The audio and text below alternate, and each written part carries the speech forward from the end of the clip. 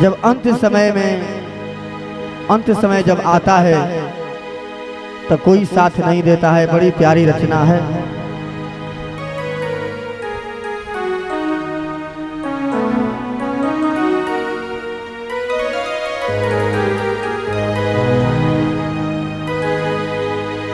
हित परित हिताई मिताई जात छोड़ देला।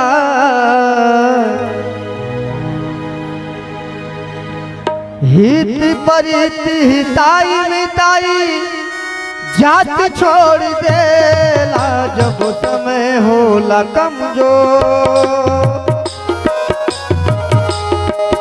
जब समय होला कमजोर तो कोई साथ छोड़ देला। जब समय होला कमजोर तो हर कोई साथ छोड़ देला। हित परित हिताई मिताई जात छोड़ देला।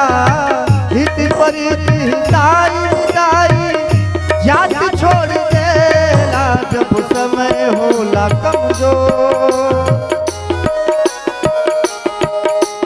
समय होला कमजोर तो हर कोई साथ छोड़ देला।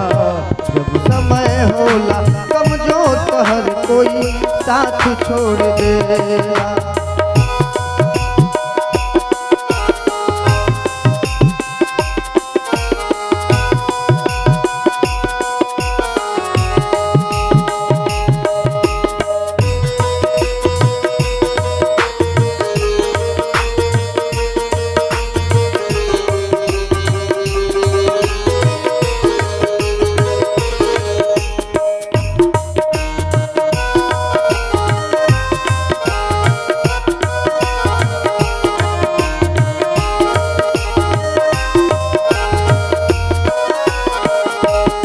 कहना है, एक एक लाइन पे श्रवण करिएगा। बड़ी प्यारी रचना है।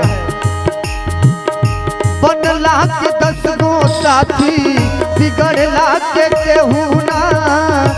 आपन बनैबा कैसे केहू तोहार होई। बनला के 10 गो साथी बिगड़ला के केहू ना। आपन बनैबा कैसे केहू तोहार होई ना। कहना है, धई के हाथ में हाथ, हाथ से हाथ छोड़ देला। धई के हाथ में हाथ, हाथ से हाथ छोड़ देला। जब समय होला कमजोर, समय होला कमजोर तो सब कोई साथ छोड़ देला। जब समय होला कमजोर तो हर कोई साथ छोड़ देला।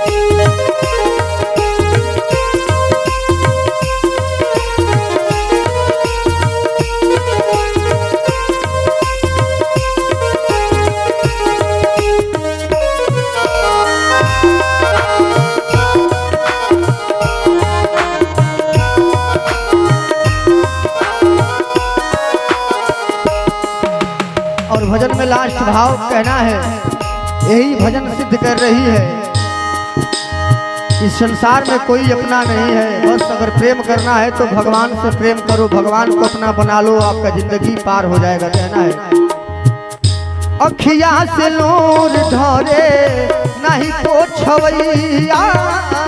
केहू ना सहैया होला सितम के समैया।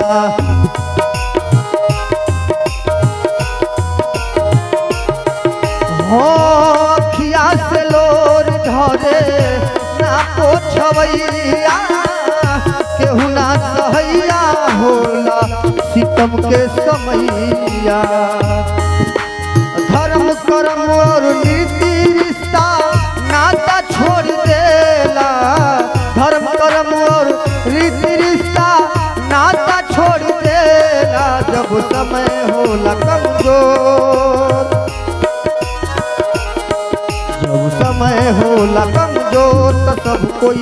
साथ छोड़ देला।